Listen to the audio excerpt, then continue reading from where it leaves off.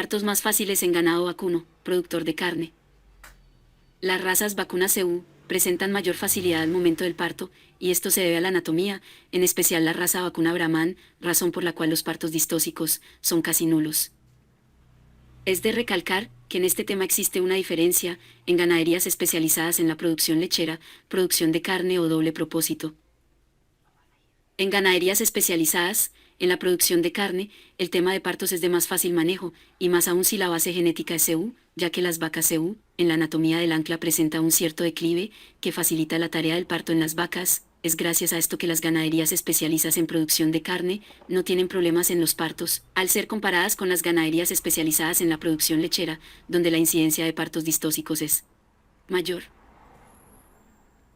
En ganaderías de cría, donde la base genética es Jersey o Holstein, se pueden observar partos distóxicos, mayormente en vacas Jersey, ya que generalmente son vacas pequeñas, y si el ternero es muy grande se presentan problemas, o porque la cadera de la vaca no se ha desarrollado de forma óptima. Las vacas Jersey no presentan partos distóxicos. Cuando las crías son 100% puras, el problema se presenta cuando se realizan inseminaciones, o cruces con razas de mayor tamaño corporal.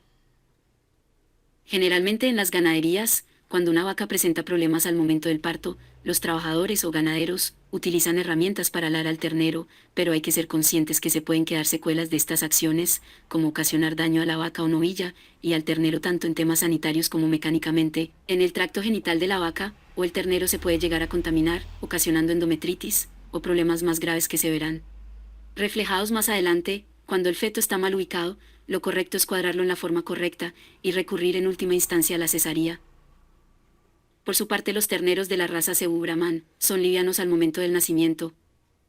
Combinación ideal para regiones donde las condiciones de manejo son mínimas, y gracias a esto el productor ganadero no debe estar atento a las vacas preñadas para extraer al becerro, si se presentan problemas, gracias a que los problemas de partos distóxicos son casi nulos.